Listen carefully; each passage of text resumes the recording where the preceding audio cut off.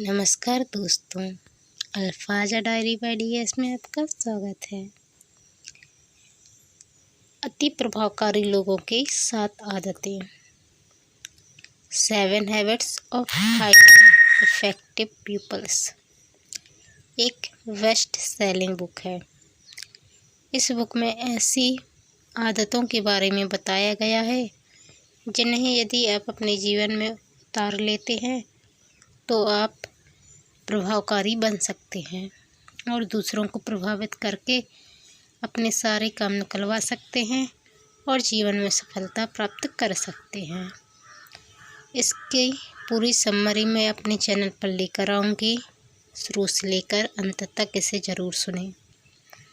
अभी इसके 6 पार्ट आ चुके हैं, ये 7वां पार्ट है। इसकी एक प्लेलिस्ट मैंने चैनल पर बना दी है, आप जाकर उसे देखें। तो चलिए आज शुरू करते हैं पार्ट 7, जिसमें पहली आदत है और पहली आदत है प्रोएक्टिव बनी। व्यक्तिगत अवलोकन के सिद्धांत। मेरी जानकारी में इससे अधिक उत्साहवर्धक तथ्य और कोई नहीं है कि मनुष्य में सचेतन प्रयास द्वारा अपने जीवन को ऊंचा उठाने की निर्विवाद योग्यता होती है। हेनरी डेविड थोरो का कथन है। इस पुस्तक को पढ़ते समय खुद से अलग हटकर खड़े होने की कोशिश करें। अपनी चेतना को कमरे के ऊपरी कोने में केंद्रित करके सोचें कि आप वहीं खड़े होकर अपने मस्तिष्क की आंख से खुद को पढ़ते देख रहे हैं। क्या आप खुद को उस तरह देख सकते हैं जैसे आप किसी दूसरे को देख रहे हों?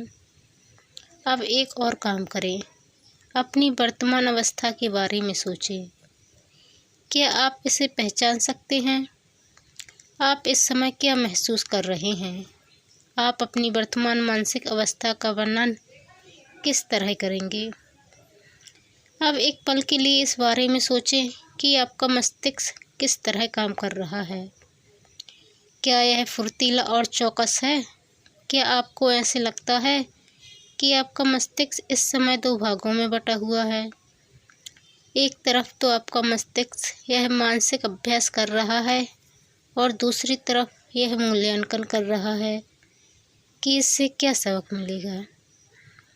आपने अभी जो किया है वह करने की योग्यता सिर्फ मनुष्यों में होती है, जानवरों में यह योग्यता नहीं होती। हम इसे आत्म जागरूकता या अपनी विचार प्रक्रिया के बारे में सोचने की योग्यता कहते हैं। इसी वजह से मनुष्य दुनिया की समस्त वस्तुओं का स्वामी है और पीढ़ी दर पीढ़ी महत्वपूर्ण प्रगति कर रहा है। यही वजह है कि हम दूसरों के अनुभवों के साथ साथ अपने अनुभवों का भी मूल्यांकन कर सकते हैं और उनसे सीख सकते हैं। यही वजह है कि हम नई आदतें डाल सकते हैं और पुरानी आदतें छोड़ सकते हैं। हमारी भावनाएं हमारा सच्चा स्वरूप नहीं हैं। हमारे मूड भी हमारा सच्चा स्वरूप नहीं है। हमारे विचार भी हमारा सच्चा स्वरूप नहीं है। हम इन चीज़ों के बारे में सोच सकते हैं। यह तथ्य हमें इन चीज़ों और पुरानी जगत से अलग करता है। आत्म जागरूकता हमें अलग खड़े होने में सक्षम बनाती है और उस तरीके की जांच करने में भी जिससे हम खुद को देखते हैं।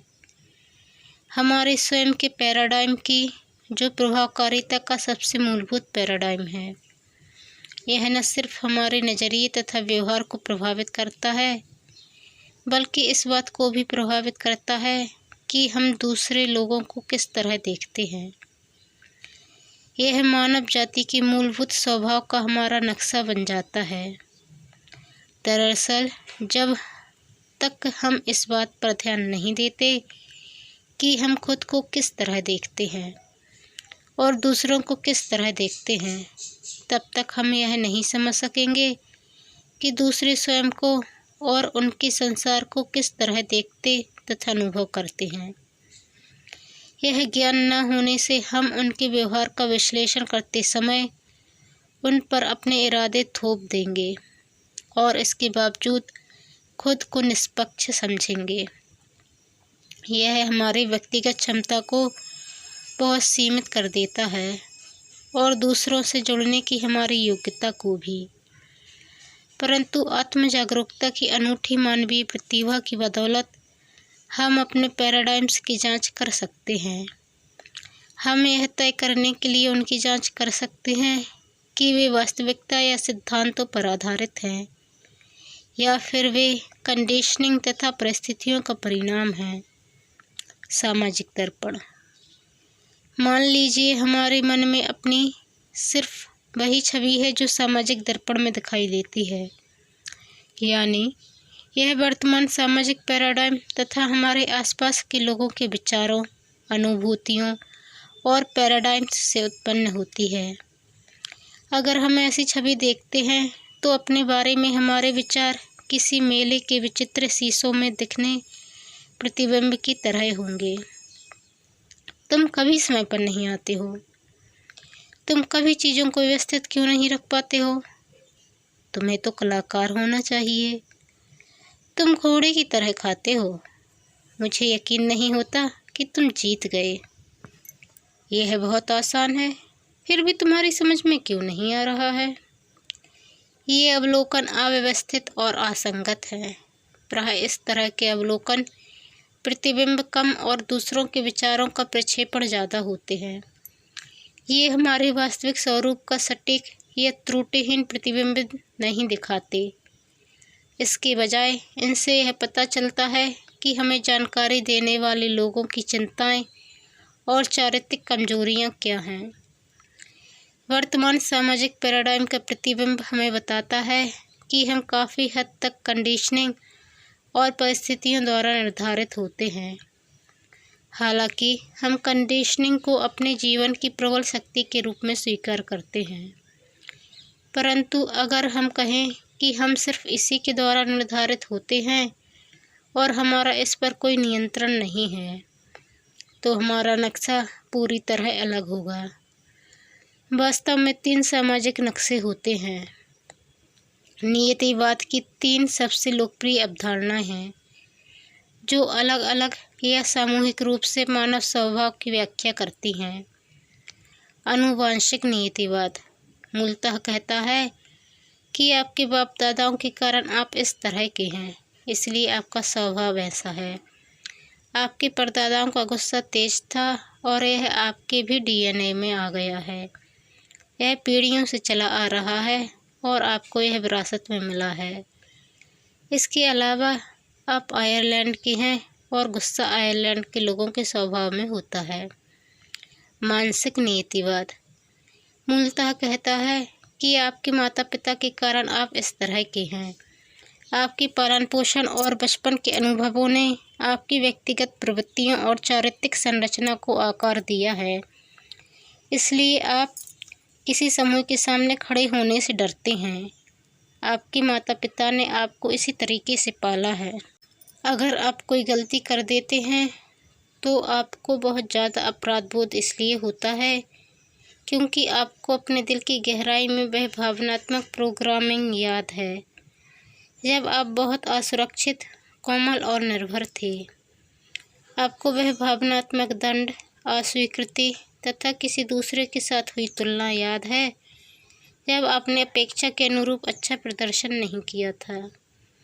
परिवेशीय नियतिवाद मूलतः कहता है कि अपने बॉस के कारण आप ऐसे हैं, या अपने जीवन साथी के कारण, या अपने उद्दंड किशोर पुत्र, या अपनी आर्थिक स्थिति, या फिर राष्ट्रीय नीतियों के कारण। आपके परिवेश में मौजूद कोई व्यक्ति या वस्तु आपकी इस स्थिति के लिए जिम्मेदार है। इनमें से हर नक्शा उद्दीपन प्रतिक्रिया सिद्धांत पर आधारित है। इस सिद्धांत के बारे में सोचते समय हम अक्सर कुत्तों के साथ पावलोव के प्रयोगों के संदर्भ में सोचते हैं। मूलभूत विचार यह है कि हमारी कंडीशनिंग इस तरह हुई है ताकि हम किसी विशिष्ट उद्दीपन पर एक विशिष्ट तरीके से प्रतिक्रिया करें। ये नीतिवादी नक्शे क्षेत्र का कितना सटीक और प्रभावी वर्णन करते हैं। ये दर्पण मनुष्य के वास्तविक स्वभाव की कितनी स्पष्ट छवि दिखाते हैं। क्या ये स्वयं पूरी होने वाली भविष्यवाणियाँ हैं? क्या ये उन सिद्धांतों पर आधारित हैं जिन्हें हम अपने भीतर तर्कसंगत ठहरा सकते हैं? उद्दीपन और प्रतिक्रिया के बीच। इन सवालों के जवाब में मैं आपको विक्टर फ्रैंकल की प्रेरणादायी कहानी सुनाना चाहूँगा। फ्रैंकल एक नीतिवादी थे। वे फ्रायड की मनोवैज्ञानिक परंपरा के समर्थक थे, जिसके अनुसार आपके साथ बचपन में जो भी होता है उसी से आपका चरित्र और व्यक्तित्व बनता है। यही मूल रूप से आपके पूरे जीवन को नियंत्रित करता है।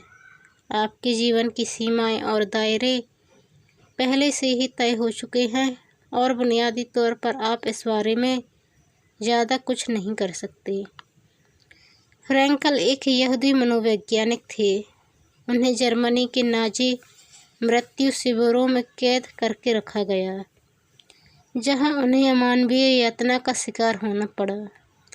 उन्हें दी गई यातनाएं मानवीय गरिमा की इतने प्रतिकूल और विवश थीं कि हम उनकी बात करते समय भी कांप उठते हैं। उनके माता पिता, भाई और पत्नी शिविरों में मर गए या उन्हें गैस की भट्टी में झोंक दिया गया। उनकी बहन को छोड़कर इनका पूरा परिवार खत्म हो गया। खुद फ्रैंकल ने भी बहुत यातनाएं झेली तथा अनगिनत अपमान सहे। उन्हें यह तक मालूम नहीं था कि उनके साथ अगले पल क्या होने वाला है। क्या उन्हें गैस की भट्टी में झोंककर मार दिया जाएगा या फिर वे उन बचे हुए लोगों में होंगे जो दुर्भाग्यशाली मृतकों की लाशें हटाएंगे या वेचलों से उनकी राख समेटेंगे। एक दिन एक छोटे से कमरे में वे अकेले निर्वस्त्र बैठे थे। इस दारुण स्थिति में वे उस बारे में जागरूक हुए जिसे उन्होंने बाद में अंतिम मानवीय स्वतंत्रता कहा।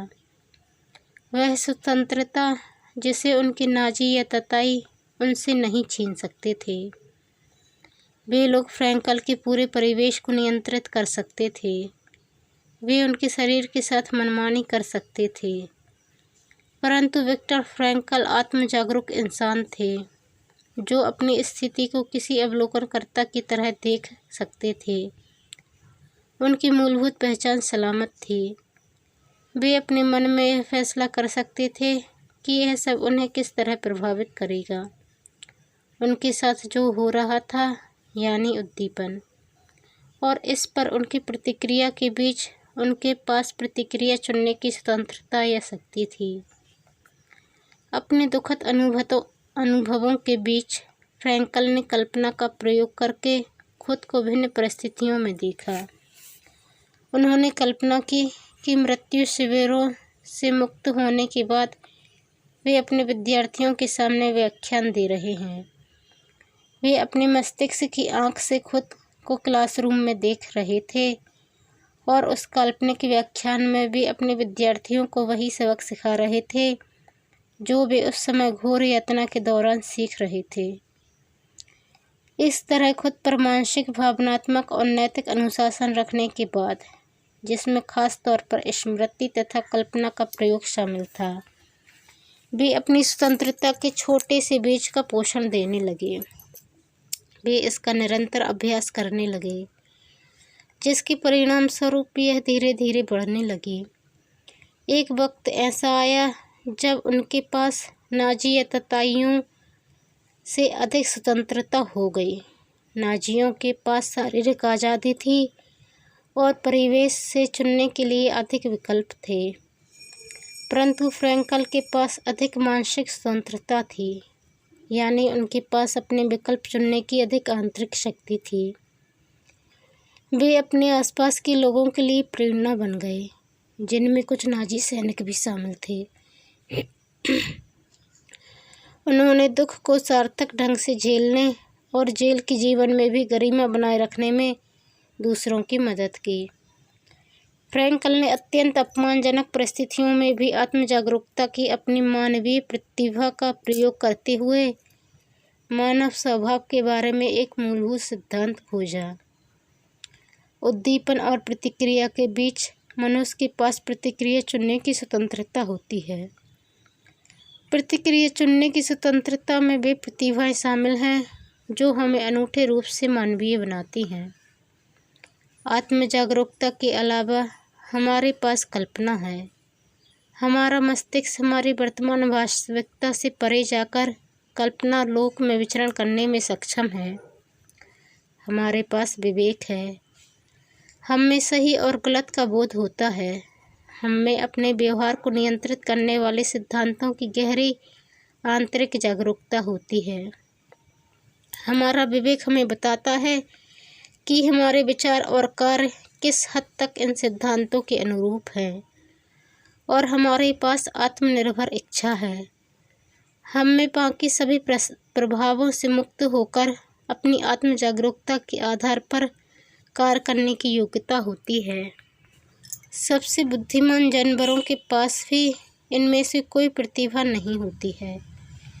कंप्यूटर की शब्दावली का प्रयोग करते हुए कहा जाए तो उनकी प्रोग्रामिंग सहज प्रवृत्तियों या प्रशिक्षण द्वारा होती है। जानवरों को जिम्मेदार होने का प्रशिक्षण तो दिया जा सकता है, परंतु वे प्रशिक्षण की जिम्मेदारी नहीं ले सकते। दूसरे शब्दों में, वे स्वयं को प्रशिक्षित नहीं कर सकते। वे अपनी प्रोग्रामिंग नहीं बदल सकते। वे इस बारे में जागरूक भी नहीं होते हैं। परंतु अपनी अनूठी मानवीय प्रतिभाओं की बदौलत हम अपने लिए ऐसे नए प्रोग्राम लिख सकते हैं जो हमारी सहज प्रवृत्तियों और प्रशिक्षण से पूरी तरह अलग हों। यही वजह है कि जानवरों की क्षमता तुलनात्मक रूप से सीमित होती है, जबकि इंसानों की असीमित होती है। परंतु अगर हम जानवरों की तरह रहें, यानी अपनी सहज प्रवृत्तियों, परिस्थितियों और कंडीशनिंग के अनुरूप ही कार्य करें, अगर हम अपनी सामूहिक स्मृति से ही संचालित हों, तो हम भी उन्हीं की तरह सीमित हो जाएंगे। नियतिवादी पैराडाइम मूलतः चूहे, बंदर, कबूतर तथा कुत्ते जैसे जानवरों और मनोरोग से पीड़ित न्यूरोटिक साइकोटिक लोगों के अध्ययन में सही साबित होता है। हो सकता है कि यह कुछ शोधकर्ताओं के अपेक्षित मानदंडों को पूरा करता हो, क्योंकि इसे नापा जा सकता है तथा इसकी भविष्यवाणी की जा सकती है। परंतु मानव जाति का इतिहास और हमारी अपनी आत्म जागरूकता बताती है कि यह नक्शा क्षेत्र का सटीक व त्रुटिहीन वर्णन नहीं करता है। हमारी अनूठी मानवीय प्रतिभाएं हमें प्राणी जगत से ऊपर उठाती हैं। हम इन प्रतिभाओं का जितना अभ्यास करेंगे और इन्हें जितना विकसित करेंगे, हमें अपनी अनूठी मानवीय क्षमता का दोहन करने की उतनी ही अधिक शक्ति मिलेगी। उद्दीपन और प्रतिक्रिया के बीच में हमारी महानतम शक्ति है प्रतिक्रिया चुनने की स्वतंत्रता। प्रोएक्टिविटी की परिभाषा। मानव स्वभाव के मूलभूत सिद्धांत की अपनी खोज के दौरान फ्रैंकल ने खुद का एक सटीक नक्शा बनाया। इस नक्शे के सहारे उन्होंने प्रोएक्टिविटी की इस आदत को विकसित करना शुरू किया, जो किसी भी तरह के परिवेश में अति प्रभावकारी व्यक्ति की सबसे पहली और मूलभूत आदत है।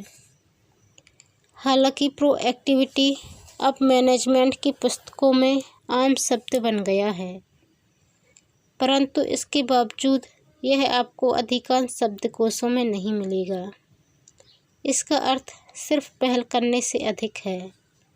इसका अर्थ यह है कि इंसानों के रूप में हम अपने जीवन के लिए स्वयं जिम्मेदार हैं।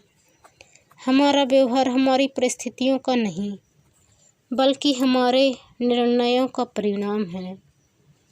हम भावनाओं को जीवन मूल्यों के अधीन रख सकते हैं। अपना मनचाहा परिणाम हासिल करने के लिए हमारे पास पहल करने की शक्ति है और जिम्मेदारी भी। रेस्पॉन्सिबिलिटी, जिम्मेदारी शब्द को देखें। रेस्पॉन्स प्लस एबिलिटी, यानी अपनी प्रतिक्रिया चुनने की योग्यता। अति प्रोएक्टिव व्यक्ति इस जिम्मेदारी को पहचानते हैं। वे अपने व्यवहार के लिए परिस्थितियों, स्थितियों या कंडीशनिंग को दोष नहीं देते। उनकी भावनाओं पर आधारित परिस्थितियों का परिणाम होने के बजाय उनका व्यवहार उनके अपने सचेतन चुनाव का परिणाम है, जो जीवन मूल्यों पर आधारित होता है। चूँकि हम स्वभाव से प्रोएक्टिव हैं, इसलिए अगर हमारा जीवन कंडीशनिंग तथा परिस्थितियों द्वारा संचालित है, तो ऐसा इसलिए है क्योंकि हमने सचेतन निर्णय के द्वारा चुनाव करके या अनिर्णय की वजह से इन चीज़ों को हमें नियंत्रित करने की शक्ति दे दी है। इस तरह का चुनाव करते समय हम रिएक्टिव हो जाते हैं। रिएक्टिव व्यक्ति अक्सर अपने भौतिक परिवेश से प्रभावित होते हैं। अगर मौसम अच्छा है तो वे अच्छा महसूस करते हैं। अगर मौसम अच्छा नहीं है तो इससे उनके नज़रिए और कार्यशक्ति पर विपरीत प्रभाव पड़ता है। प्रोएक्टिव व्यक्ति अपना मौसम अपने साथ लेकर चलते हैं, चाहे बारिश हो या धूप, इससे उन्हें कोई फर्क नहीं पड़ता। वे जीवन मूल्यों से संचालित होते हैं और अगर गुणवत्तापूर्ण कार्य करना उनका जीवन मूल्य है, तो वे इस बात से प्रभावित नहीं होते कि मौसम इसके अनुकूल है या नहीं। रिएक्टिव व्यक्ति अपने सामाजिक परिवेश यानी सामाजिक मौसम से भी प्रभावित होते हैं। जब लोग उनके साथ अच्छा व्यवहार करते हैं तो वे अच्छा महसूस करते हैं। जब लोग अच्छा व्यवहार नहीं करते तो वे सुरक्षात्मक मुद्रा में आ जाते हैं। रिएक्टिव व्यक्ति दूसरों के व्यवहार की नींव पर अपना भावनात्मक जीवन बनाते हैं और दूसरे लोगों की कमजोरियों को खुद को नियंत्रित करने की अनुमति दे देते हैं। भावावेग को जीवन मूल्यों के अधीन रखने की योग्यता प्रोएक्टिव व्यक्ति का सार है। रिएक्टिव व्यक्ति अपनी भावनाओं, परिस्थितियों, स्थितियों और परिवेश से संचालित होते हैं। प्रोएक्टिव व्यक्ति अपने जीवन मूल्यों द्वारा संचालित होते हैं, जिन्हें उन्होंने सावधानीपूर्वक विचार करके चुना है और अपने जीवन में अपनाया है। प्रोएक्टिव व्यक्ति भी बाहरी उद्दीपनों से प्रभावित होते हैं, चाहे वे शारीरिक, सामाजिक या मनोवैज्ञानिक हों, परंतु उद्दीपन के प्रति उनकी चेतन या अचेतन प्रतिक्रिया जीवन मूल्य पर आधारित चुनाव या प्रतिक्रिया होती है। जैसा एलिनोर रूजवेल्ट ने कहा है, आपकी सहमति के बिना कोई आपको दुखी नहीं कर सकता। गांधी जी के शब्दों में, अगर हम अपना आत्मसम्मान ना छोड़ें तो कोई इसे हमसे छीन नहीं सकता। हमारे साथ जो होता है उससे हम उतने दुखी नहीं होते जितने कि उस पर हमारी सहमति और हमारी इच्छा से दी गई अनुमति की वजह से होते हैं। मैं मानता हूँ कि भावनात्मक रूप से इसे स्वीकार करना बहुत कठिन है, खासकर तब जब हम वर्षों से अपने दुखों के लिए परिस्थितियों या किसी दूसरे के व्यवहार को दोष देते आ रहे हों। परंतु जब तक कोई व्यक्ति गहराई और ईमानदारी से यह नहीं कहता, मैं आज जो कुछ हूँ उन चुनावों के कारण हूँ जो मैंने कल किए थे, तब तक वह यह भी नहीं कह सकता, मैं बदलने का चुनाव करता हूँ। एक बार जब मैं सैक्रामेंटो में प्रोएक्टिविटी के विषय पर बोल रहा था, तो भाषण के बीच में एक महिला श्रोता खड़ी हुई और रोमांचित होकर बोलने लगी। वहाँ बहुत से श्रोता बैठे थे और जब बहुत सी आंखें उसे घूरने लगीं तो उसे अचानक इस बात का एहसास हुआ कि वह क्या कर रही थी, इसलिए वह शर्मिंदा होते हुए बैठ गई। बहरहाल वह खुद पर काबू नहीं रख पा रही थी, इसलिए वह अपने आसपास बैठे लोगों से बातें करने लगी। वह बहुत खुश नज़र आ रही थी। क्या हुआ था, यह जानने के लिए मैं इतना अधीर हो गया कि मुझसे ब्रेक का इंतज़ार नहीं हो रहा था। आखिरकार जैसे ही ब्रेक हुआ, मैं तुरंत उसके पास गया और उससे पूछा, कि क्या वह मुझे अपना अनुभव सुनाना चाहती है। उसने आवेश में कहा, आप कल्पना नहीं कर सकते कि मेरे साथ क्या हुआ है। मैं दुनिया के सबसे बड़े आलोचक और एहसान फरामोश आदमी की नर्स हूँ। उसके लिए मैं चाहे कितना ही अच्छा करूँ, वह कभी संतुष्ट ही नहीं होता। वह कभी मेरी प्रशंसा नहीं करता और मेरी जी तोड़ कोशिशों को अनदेखा कर देता है। वह हमेशा मुझ पर चिल्लाता रहता है और मेरे हर काम में गलतियाँ निकालता रहता है। इस आदमी ने मेरे जीवन को नर्क बना दिया है और मैं अक्सर अपनी कुंठा का गुबार अपने परिवार पर निकालती हूँ। दूसरी नर्सें भी मेरी ही तरह महसूस करती हैं। हम सब उसकी मौत की दुआ मांगते हैं। और आपका दुस्साहस देखिए कि अब वहाँ पर खड़े होकर यह सुझाव दे रहे थे कि कोई भी बात या व्यक्ति मेरी सहमति के बगैर मुझे दुखी नहीं कर सकता। और मैंने खुद अपने भावनात्मक जीवन को दुखी बनाने का चुनाव किया है। देखिए, मैं किसी भी तरह इस बात से सहमत नहीं हो सकती थी, परंतु मैं इसके बारे में सोचती रही। मैंने सचमुच अपने दिल में झांककर देखा और पूछा, क्या मेरे पास अपनी प्रतिक्रिया चुनने की शक्ति है? जब मुझे आखिरकार एहसास हुआ कि मुझ में यह शक्ति है, जब मैंने उस कड़वी गोली को निगला और यह पाया कि मैंने खुद ही दुखी होने का चुनाव किया था, तो मुझे यह एहसास भी हुआ कि मैं दुखी न होने का चुनाव भी कर सकती हूँ। उसी पल मैं खड़ी हो गई। मुझे महसूस हुआ जैसे मैं सैन क्विंटिन जेल से बाहर निकल रही हूँ। मैं चीख चीख कर पूरी दुनिया को बताना चाहती थी, मैं अब स्वतंत्र हूँ। मैं जेल से बाहर आ रही हूँ। अब मैं खुद को किसी दूसरे व्यक्ति के व्यवहार द्वारा नियंत्रित नहीं होने दूंगी। हमारे साथ जो होता है वह हमें उतना दुख नहीं पहुंचाता जितना कि उस पर हमारी प्रतिक्रिया। जाहिर है, घटनाएं हमें शारीरिक या आर्थिक रूप से दुख पहुंचा सकती हैं और हमारे जीवन को कष्टकारी बना सकती हैं, परंतु यह ज़रूरी नहीं है कि इससे हमारे चरित्र या मूलभूत पहचान को जरा भी चोट पहुँचे।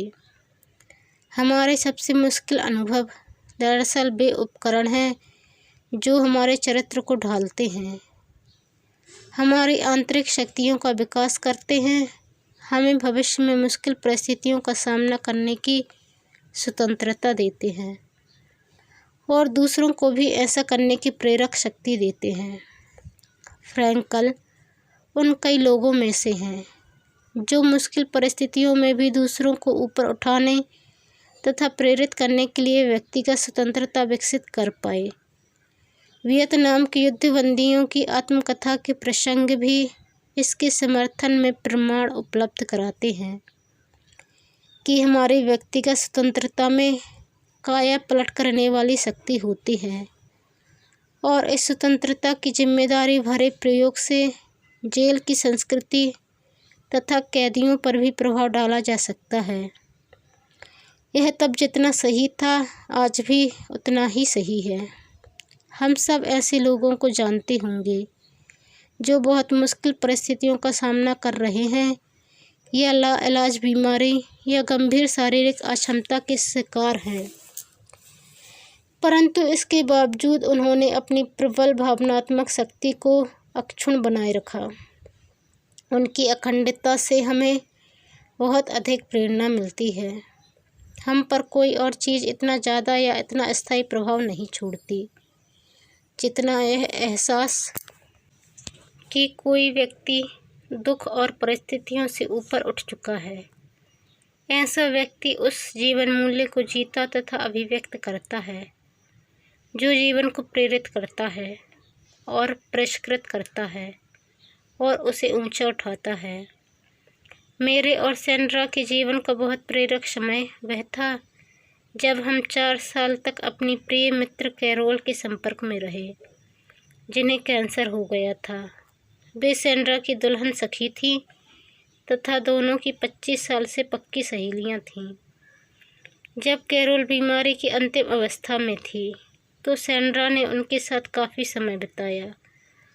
कैरोल अपने जीवन के बारे में कुछ लिखना चाहती थीं और सैंड्रा ने इस काम में उनकी मदद की। जब भी सैंड्रा काफ़ी समय तक यह मुश्किल काम करने के बाद लौटती थीं तो वह अपनी सहेली के साहस पर अद्भुत प्रशंसा से अभिभूत व मंत्रमुग्ध नजर आती थीं। उसकी सहेली अपने बच्चों के नाम विशेष संदेश लिखवा रही थी जो उन्हें उनके जीवन की विभिन्न अवस्थाओं में भविष्य में दिए जाएं। कैरोल कम से कम दर्द निवारक दवाएं लेती थीं ताकि वे अपनी मानसिक और भावनात्मक क्षमताओं का पूरा इस्तेमाल कर सके। फिर वे एक टेप रिकॉर्डर में अपने शब्द रिकॉर्ड करती थीं या सैंड्रा को बोलकर लिखाती थीं। कैरोल इतनी प्रोएक्टिव और बहादुर थीं, वे दूसरों की इतनी परवाह करने वाली थीं कि वे अपने संपर्क में आने वाले लोगों के लिए प्रेरणा का बहुत बड़ा स्रोत बन गईं। मैं उस अनुभव को कभी नहीं भूल पाऊंगा जब कैरोल की मृत्यु से एक दिन पहले मैंने उनकी आंखों में गहराई से झांका। मैंने देखा कि उस गहरी वेदना के बीच भी उन्हें अपने प्रबल आंतरिक महत्व का एहसास था। मैं उनकी आंखों में चरित्र, योगदान और सेवा का जीवन देख सकता था तथा दूसरों के प्रति प्रेम, परवाह और प्रशंसा का भी। बरसों से मैं लोगों के समूहों से पूछ रहा हूँ कि उनमें से कितनों ने किसी मरते हुए व्यक्ति से प्रेरणा पाई है जिसका गजब का सकारात्मक नज़रिया हो, जिसने अंत तक प्रेम और करुणा संप्रेषित की हो तथा जिसने अविश्वसनीय रूप से दूसरों की सेवा की हो। आमतौर पर 1/4 श्रोता इसका जवाब हाँ में देते हैं। फिर मैं पूछता हूँ कि उनमें से कितने लोग इन व्यक्तियों को कभी नहीं भूल पाएंगे। कितनों के जीवन इस साहस से प्रेरणा पाकर बदल गए, चाहे यह परिवर्तन अस्थायी ही क्यों न हो। और कितने लोग सेवा तथा करुणा के ऐसे उत्कृष्ट कार्यों से गहराई से आंदोलित व प्रेरित हुए। लगभग हमेशा सभी 1/4 श्रोता इसका जवाब भी हाँ में देते हैं। विक्टर फ्रैंकल सुझाव देते हैं कि जीवन में 3 केंद्रीय मूल्य होते हैं। अनुभवनात्मक यानी जो हमारे साथ होता है, रचनात्मक यानी जिसे हम अस्तित्व में लाते हैं, और दृष्टिकोणात्मक यानी जो प्रतिक्रिया हम लाइलाज बीमारी जैसी मुश्किल परिस्थितियों में करते हैं। लोगों के साथ मेरे अनुभव से फ्रैंकल की बात की पुष्टि होती है। मेरे विचार से पैराडाइम या रिफ्रेमिंग के संदर्भ में इन तीनों जीवन मूल्यों में सर्वोच्च मूल्य दृष्टिकोणात्मक है। दूसरे शब्दों में सबसे महत्वपूर्ण यह है कि जीवन के अनुभवों पर हम कैसी प्रतिक्रिया करते हैं। मुश्किल परिस्थितियाँ अक्सर पैराडाइम में परिवर्तन करती हैं और संदर्भों के बिल्कुल नए मानदंडों की रचना करती हैं जिनके द्वारा लोग दुनिया को, स्वयं को और अन्य लोगों को देखते हैं, और यह भी कि जीवन उनसे क्या अपेक्षाएं कर रहा है। उनका अधिक व्यापक नज़रिया उन दृष्टिकोणात्मक जीवन मूल्यों को प्रतिबिंबित करता है जो हम सबको ऊपर उठाते तथा प्रेरित करते हैं। दोस्तों, आज के लिए इतना ही। अगले पार्ट में इससे आगे का आएगा जिसमें पहली आदत प्रोएक्टिव बनने के बारे में हम बात करेंगे। दोस्तों, यदि आप चैनल पर नए आए हैं तो प्लीज़ चैनल को सब्सक्राइब कर बेल आइकन को क्लिक कर लें ताकि आपको वीडियो अपलोड होते ही नोटिफिकेशन मिल सके। और वीडियो पसंद आने पर कमेंट करना, लाइक करना व शेयर करना ना भूलें। धन्यवाद।